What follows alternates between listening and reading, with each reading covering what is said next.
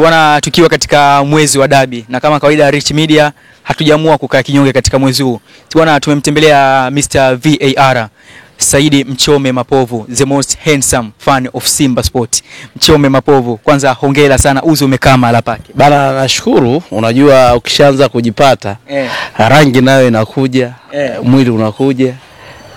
Na wanasema kwamba rasta kama za Steven Dese Mkwala. Unyama ni mwingi mzee. Hela. Unajua ukimwona mtu anamiliki rasta, ujue ana hela, kwa sababu rasta ukienda kuosha 10,000, ukitaka style nzuri 30,000, ukienda kunyoa 15,000. Kwa hiyo ina maana mimi kwa wiki na matumizi ya kuanzia 70,000 kwa niaba tu ya kichwa. Hapo bado hujashuka chini. Nguo nini upendeze bado. Jeuri ya pesa unaitoa wapi? Jeuri ya pesa bana, mimi kikubwa nachoshukuru najituma. Nadhani mmetoa ofisini wenyewe, mmeona wateja kama wote. Nafanya kazi kwa jitihada, nafanya kazi kwa bidii, na nashukuru pia na mashabiki wa Marekani. Wakina wako wengi wa Marekani. Yaani kisha orodhesha hapa ni uongo. Umeona wako wengi wakina Doni, wa Marekani wa Kisutu. Yaani so Marekani wa Kisutu, wa Marekani wenyewe kabisa. Mashabiki wa Yanga wa Marekani wao wananipa jeuri, uongo zambi. Mashabiki wa Yanga wa Marekani wananipa jeuri vibaya mno. Yaani ili shoti wamenibadilishia maisha. Na nawashukuru sana kwa sababu ni watu ambao wanapenda mimi niwe na furaha, wanathamini hichi ninachokifanya, na wananiambia endelea tu kupigania timu yako.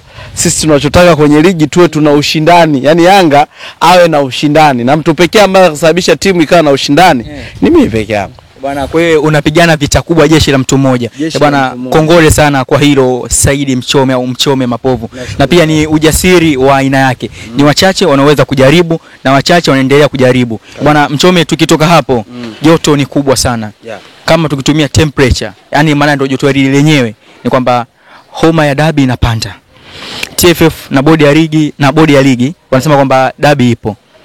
Young Africans ambao wenyewe ni wenyeji wa mchezo huo, je, wanafanya zile tunasema kwamba tabia au zile taratibu kuelekea mchezo usiku wakiwa kama wenyeji au kwamba ndio wamegoma kabisa kucheza? Unajua kuna watu wanashindwa kuelewa. Kwanza naomba nifungue hii kodi. Yanga hawaiogopi bodi ya ligi.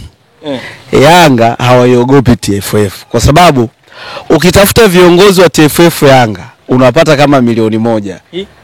Yaani Yanga wakisema tunataka nafasi yoyote pale TFF kiongozi kutoka kwenye timu yao, wanaweza kupata hata watu 1,000,000. Yaani kwa wale mashabiki wa Yanga walivyo na wanachama.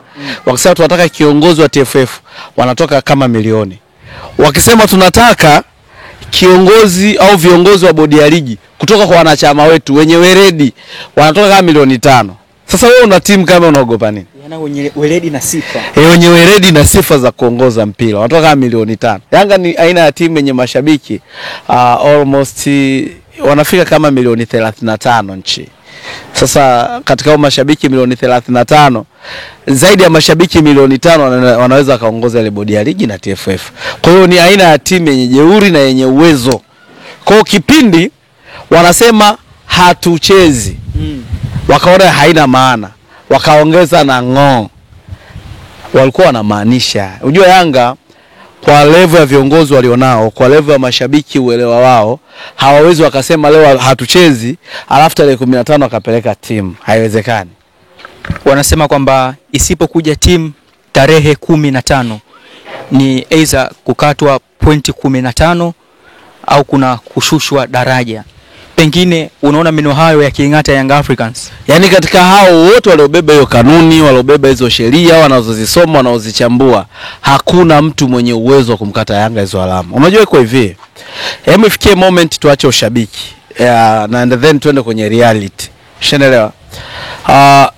Sisi Simba tulikimbia dabi kwa kusema tumezuiliwa mlangoni. Si ndio? Tumekimbia. Tulisema hatuchezi, bado tulikimbia dabi kwa sababu tumezuiliwa mlangoni. Kwanza walisimamia sheria. Si ndio hivyo. Lakini ile sheria haimkatazi mtu aliyezuiwa kufanya warm up au mazoezi ya siku ya mwisho kutokucheza mechi. Ile sheria imeelezea kabisa kwamba endapo kama timu mwenyeji atamzuia timu mgeni kufanya mazoezi, kuna hukumu zake ziko pale. Lakini sio kwamba ile timu mgeni asilete timu. Na ukimsikiliza Mguto sawa, Steven Mguto mwenyekiti wa bodi anasema tulisitisha lile zoezi ili kuepusha timu moja isishushwe daraja. Hii alisema kabisa, interview akaongea, tulisitisha lile zoezi ili kuepusha zile taratibu zisiendelee ili timu isishushwe daraja. Kwa sasa Yanga wanajiuliza kwamba tayari bodi ya ligi inafanya vitu kwa maslahi binafsi, kwa mapenzi au kwa kanuni. Wakaja kugundua kwamba bodi ya ligi wametuwekea sisi ngao, na ndio maana mpaka leo Yanga anasema si kesi. Nyie tuambieni tu sababu ya kuepusha mchezo, ya kuahirisha ni nini?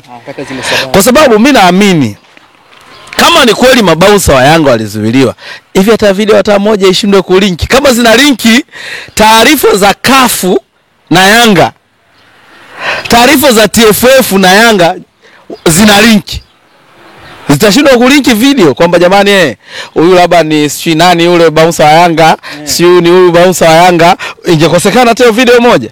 Hata watu walikuwa hapo pale mbele wangeshinda hata kwa shoot. Bouncer Mwarabu mwenyewe bouncer wenyewe wale nganga wa Yanga hawajaonekana, afu unatuambia bouncer amekuzuia. Iko hivi, nisikilizeni jamani. Mpira wa Tanzania, njia pekee ya kuokoa ni kuweka mkono kati. Suluhu, maisha yaendelee. Anayekubali akubali, anayekataa akatae, kwa sababu huna uwezo wa kumkata Yanga kwa kigezo gani? Yanga alitimiza taratibu. Nyie mmeirisha mchezo. Haya, okay fine.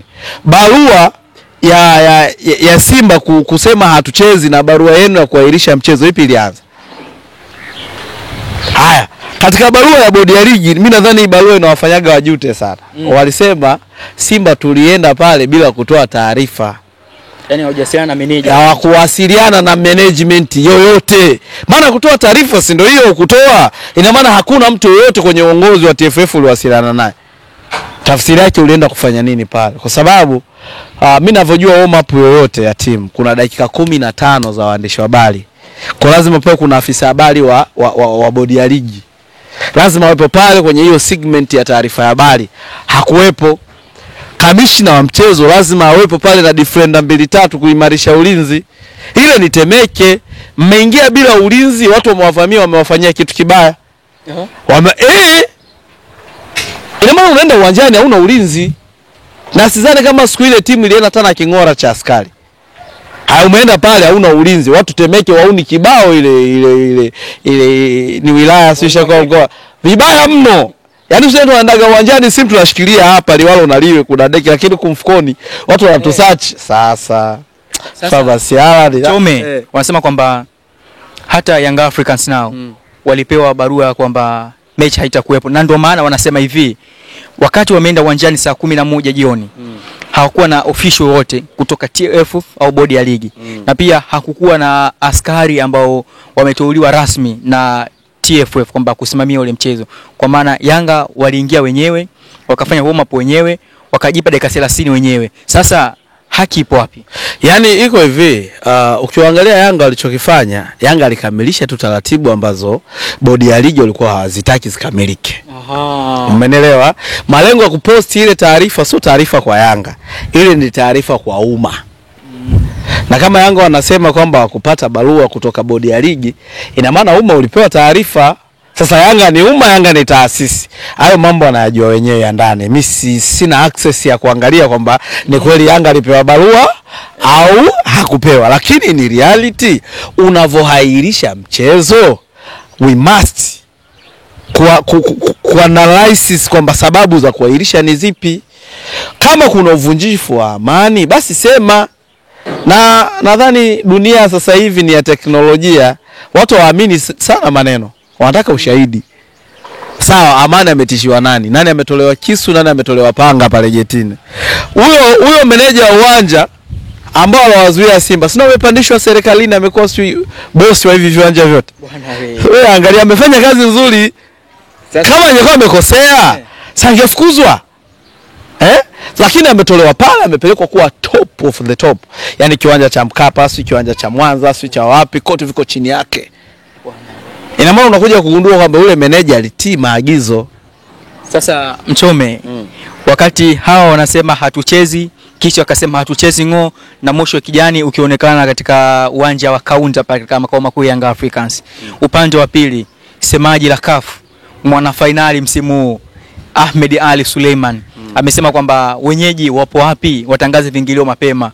Mnyama ana hamu ya kwenda kuchukua tatu zake mapema ajiweke kileleni katika NBC Premier League msimu huu, kwa maana ndio taji pekee ambalo limebaki na ndio wana Msimbazi wanalitolea macho.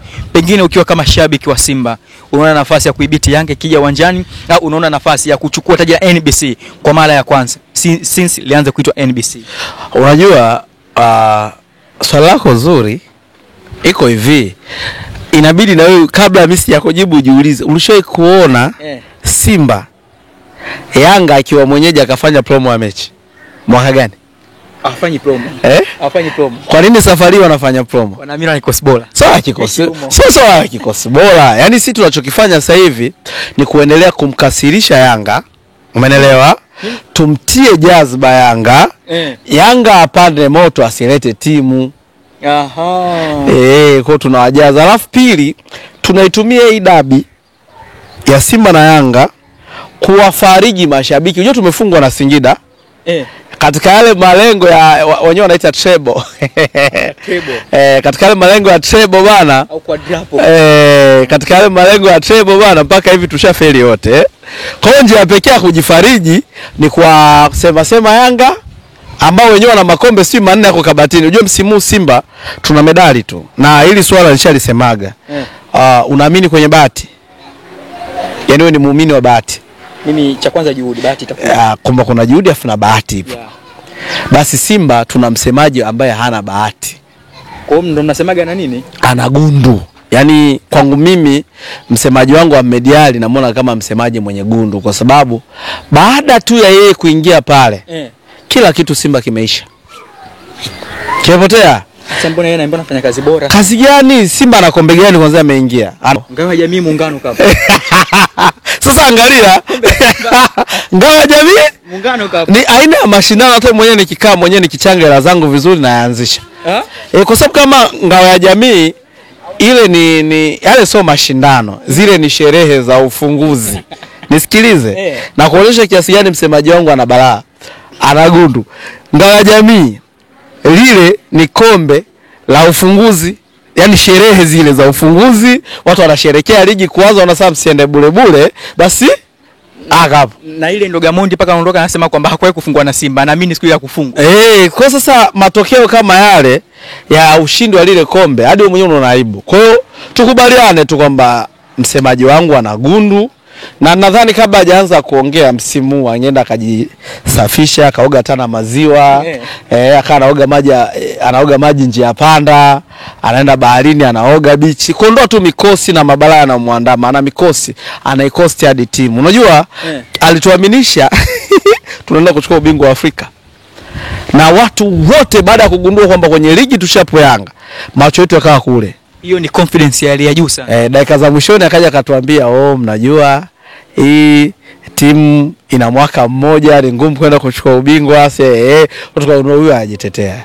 In shortly msemaji ana gundu. Kwa hiyo ukiona msemaji kama Ahmed Ali, usitegemee furaha kwenye timu, ni matatizo kaka. Yaani huu ni mwanzo. Unaona hicho anachokifanya Yanga? Yanga anataka autengeneze mpira wa Tanzania. Sema na ushape. Ana ushape kwamba nisikilize nye. Mimi si mnanipa marefa bora. Kwa nini wale mnawapa marefa wadhaifu? Bwana Heri Sasim dhaifu. Dhaifu sana. Unajua baada ya Singida kulalamika, Kayombo wadhaifu wale. Hawana beji za kafa, hawana beji wale. Ana beji ya kafu Kayombo. Subutu. Iko hivi. Baada ya Singida kulalamikia waamuzi, hajapewa mwamuzi bora na kutishia kuondoka. Alisema bana, sikilizeni, mmetuhujumu na refa hatuchezi. Hakuweka ngoa. Walisema hatuchezi, yani walisema hivi Liwalo na Liwe hatuchezi. Mtetee marefa wenu wa mtaani muone. Watu wakaona sasa hii balaa inakuaje? Refa akafu nenda, imekuaje matokeo? Wanasema uchovu, wamechoka. Nisikilize, Katoro amecheza game gani? Ali Salim benchi limemchosha. Sasa ni makosa ya Singida. Singida inawahusu nini? Ina maana kocha afanye rotation. Sio shida zao. Sio shida zao. Haya, kocha unaenda kumwanzisha Duchu Kameta. Haya, Singida wao akianza Duchu inawahusu nini? Kocha umeenda kujaribu kikosi kwa Singida. Kocha unamchukua Chemaloni. Chemaloni sio beki imara siku zote. Chemaloni anachezaga ligi back to back hadi mechi 10. Sasa hizo mechi 3 tena tumepumzika siku 5. Tumeenda kucheza Berkane, tukaja tukakaa siku 5 ndo tukacheza hapa Zanzibar. Timu imepumzika. Tena mechi ya Zanzibar ilikuwa ni mechi ya upande mmoja kaka. Haya, tumechokea wapi? Umetoka Zanzibar ngoja umepumzika hapo. Kama wewe professional yako, ina maana wale wachezaji hawana uwezo wa kufanya mazoezi kila siku bila kufanya mapumziko. Kama wana uwezo wa kufanya mazoezi kila siku shule kucheza mechi, tafsiri yake ni nini? Timu imezidiwa, tuna wachambuzi tumewaandaa watutengezea agenda na kuzipush. Yaani unasema wana ka group kao ka WhatsApp, maana agenda zinafanana. Na Mchome, kwa kuwa tunaongea mpira hapa, tunaongea uhalisia na sio hisia. Tuongee football. Umegusa eneo la wachambuzi. Eneo nyeti sana ambalo hivi sasa limekuwa likitrendi sana katika vichwa vya mashabiki na wadau wa soka hapa nchini. Tunamjua Jemedari Saidi vizuri. Tunamjua mzee wa Jambia. Hawa ni kama wachambuzi ambao baadhi yao wanaonekana kama wakielekeza hisia zaidi, yaani hisia zaidi kwenye uchambuzi wao kuliko uhalisia ambao watu wanautaka. Neno moja kwao. Mimi nachowaambia watu watakuja kupata matatizo makubwa. Nani wewe? Jemedari, Joflea. Umetaja wachache wako wengi. Kuna Jemedari, kuna Joflea, kuna Mzee Jambia, David Pasco maskini naye ameungamkia hapo. Bwana Frejibov. Frejibov ka join kwenye chama. Kuna Jumaayo, sio unanielewa? Watu wale jamaa wameungana, lakini mimi naona wanatuharibia timu. Kwa nini? Wanatuharibia timu kwa sababu unajua Chemaloni akikosea, mfano usipomsema Chemaloni umeelewa, haumjengi. Kwa sababu unaona kama ile back pass alirudisha Chemaloni kwa Ali Salim, kuna haja gani ya kurudisha back pass? Kwa sababu unapokuwa beki kazi yako kubwa ni kuondoa hatari langoni kwako. Sio unanielewa? Wewe pale Singida wana mtu kama Arthur Bada, wenyewe wanamuita Atur Bada. Unarudisha back pass, unataka nini? Alafu kwa mbele kidogo kasimama Keke. Unataka nini? Sio tafutia lawama golikipa. Kwa hiyo badala ya kumsema Chemaloni ni mzembe, kwa sababu makosa kama yale ya back pass Chemaloni alishafanya zaidi ya mara 10. Kosa hili moja, kupiga back pass kizembe zaidi ya mara 10. Sema yale makosa Musa Pinipini kama baadhi ana clear. Sio unanielewa? Sasa mchambuzi unatoka unatuambia Chemaloni kachoka. Ndio maana kanisha. Mimi nakuangalia na kuona akili una. Ile alisalimu mrudishiwa back pass, una haja gani ya kuipoza? Wakati ukiangalia kwamba tayari pale kuna Bada anakuja kwa spidi, unaituliza ili iweje? Kwa sababu ile back pass wewe ondoa. Sio unanielewa? Tumeona Ulaya mara ngapi watu wanapiga nyuma kirudishiwa kiona mtu anakuja anaiondoa, wakapigania huko maheda. Lakini unakuja kugundua Ali Salim alikuwa hana uchovu, ni timu ambayo haifundishiki kama Benchika alivyosema. Simba hii Alhaji Benchika alisema wachezaji wa Simba hawafundishiki, kwa sababu Chemaloni kwa miaka yote aliocheza Tanzania sio kufanya yale makosa. Ali Salim ana msimu wangapi Simba? Kafundishwa na makocha wangapi pale Simba? Kwa timu ya vijana. Sana zaidi ya miaka 5 6 bali. Lakini angalia makosa anayoyafanya. Unakuja kugundua kwamba ni aina ya wachezaji ambao hawafundishiki. Sasa wewe mchambuzi unakuja kutuambia uchovu, badala ya kuwakosoa wale wajirekebishe, unakuja kutuambia ni uchovu. Tunakuwa unatuharibia timu. Unafikiri wanafanya vile kwa maslahi gani? Maslahi binafsi, wanajua anachopata. Kwa sababu mara nyingi mfano Jemedari akiojiwa masuala ya Simba anasemaga kwa kulinda maslahi yangu ili swala tungeliacha. Maslahi gani? Mzee Jambia naye anasemaga vipi? Mzee Jambia sasa yule si ndo ameshindwa tu kuvaa jezi. Kwa nini? Wale ni Simba lialia. Sisi tu mashabiki tunajuana. Kamanda Jof. Wale Simba wana kwa sababu Jumaayo. Mama we. Sio tiketi za ndege wanapewa wale na Simba kila wiki. Tiketi mama anatoa za mashabiki wanaenda wao. Alafu ndugu zako akina Miko wanabaki wanalialia, wanakuna nazi mjini. Wenzako wanakuna nazi, unaenda na ndege. Wewe nani? Shabiki hao? Kwa sababu unafanya kazi kwa kituo cha redio Kwa nini radio stage budget kwa niaba yako? Unaenda na tiketi za mashabiki. Mimi Mchome na Baki Bongo, unaenda wewe Jumayo. Wewe Jumayo wewe nani pale Simba? Wewe una Marekani? Mimi ninao ndio, lakini sasa nafasi iliyotoka ni ya watu wa Simba. Sio wachambuzi wa Simba. Sasa maana ukitoka ukaenda kutumia ile tiketi wewe ni shabiki. Kwa hiyo unakuja kugundua kwamba wale wachambuzi fikie mahala waendelee na kazi zao, watuachie Simba. Sisi tunatengeneza timu au uchambuzi wamwachie Hansi Raphael. Hansi kanyoka, yani ule dogo bwana. Yani uwezo wake Hansi Raphael na umri wake havifanani. Maanisha kama Mpanzu na uwezo. Yani hapana, yani uwezo wa kuchambua mpira Hansi Raphael nchi hii. Mimi kwangu namuona ndiye mchambuzi bora. Oya, Hansi Raphael akianza kuchambua mpira, kwanza anaweka ushabiki pembeni. Kwa nini shabiki wa timu gani? Yule sijui naona anashabikia sana timu za Ulaya. Hapa Bongo. Sijawahi kumuona. Kwa hiyo Hansi Raphael anaweka ushabiki pembeni. Umeelewa? Anachambua mpira. Na mimi kama ningekuwa na mamlaka, labda mimi ni bodi ya ligi au TFF, ningemruhusu Hansi Raphael aanzishe kozi maalumu kuwafundisha wachambuzi akianzia redioni kwake na redio zingine jinsi ya kuchambua mpira wa Tanzania. Hansi Raphael brother, ukimsikiliza unajua Muhaya kasoma. Sasa watu wanasema kwamba hata ukiamua utege sikio kuwasikia watu, utaelewa anachokisema Jemedari. Sio kwamba Jemedari haeleweki. Kama eti mimi Mchome nikimsikiza Jemedari simuelewi, mimi namuelewa. Hapa Jemedari hapa anaenda na nani? Sasa mimi kwanza Jemedari ni old division. Yaani ni wale watu wa zamani. Sasa tuzungumze kicha sasa. Kizazi cha sasa siwezi kumchukua wanapofanya kazi. Kwenye kazi nisikilize. Hansi Raphael acha kumfananisha na hawa watu. Utakuwa unamkosea heshima. Nisikilize. Hata rais wa nchi kafundishwa na mwalimu. Ila haimaanishi kwamba mwalimu ni bora kuliko rais. Unaweza kuwa wewe ni mkongwe, si ndio? Lakini zama zimepita. Nyakati zimepita kwa sababu ya mambo ya uchawa. Enzi za kina Jemedari ndio alikuwa mambo yao. Lakini sasa hivi watu wanataka nyeupe, nyeusi, nyekundu, na hiyo kazi mwenye uwezo wa kuifanya ni Hansi Raphael. Hansi kanyoka. Hansi mwanangu, mimi kama nikitaka kuwa mchambuzi siendi chuo. Nakuwa tu pembeni ya Hansi namsikiliza, naambia Hansi, nipe somo kaka. Hansi anajua. Yaani Hansi kwa level yake hafai kuchambua mpira wa Bongo. Ashatoka. Yaani hizi Bongo unaona kama vile anauonea mpira kwa sababu anatoa fakti. Ukimsikiliza unajua sasa hamna Muhaya mzembe unajua. Hamna Muhaya mzembe.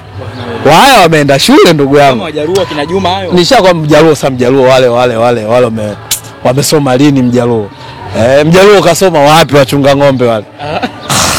Wewe nisikize nikwambie, wasomi hata ukitafuta nchi hii lazima mkoa wa kwanza utaje Kagera. Bukoba. Wahaya ndio wasomi wa nchi hii. Kilimanjaro ni ya pili, ya kwanza ile. Kwanza kule. Yaani kaka tuache masiala. Hansi kiukweli mimi namuombea maisha marefu. Naomba Mungu uende kuna degree holder kule. Kule Mtwara kule kuna washirikina. Kuna washirikina kule. Wewe kakameo kinama Nchale ukiduka Nchale wale washirikina. Wala panya wale, washirikina wale. Hawako sawa. Sasa Mchome uligusia kitu hapo kwamba nyakati na wanasema kwamba nyakati ni kama ukuta. Nyakati haushindani nazo. Zikikukuta basi fanya kile ambacho baadaye hutojutia kukupita. Bugatti Haji Sande Manara kwenye nyakati zake alikuwa anafanya kazi yake kwa ubora sana. Leo hii ni kama mpira wa nchi unaachana na maneno na utaratibu wa Bugatti. Kipi kipo kati ya mpira na Haji Sande Manara? Unajua Haji sio kwamba nyakati zake zimeisha. Haji kuna watu hawapendi kumuona akiwa Haji. Haji kipindi yuko Simba watu wengi walikuwa wanamfurahia kwa sababu viongozi wengi ni mashabiki wa Simba wa mpira nchi hii. Haji Manara kipindi yuko Simba alikuwa anaweza kuongea chochote na muda wowote na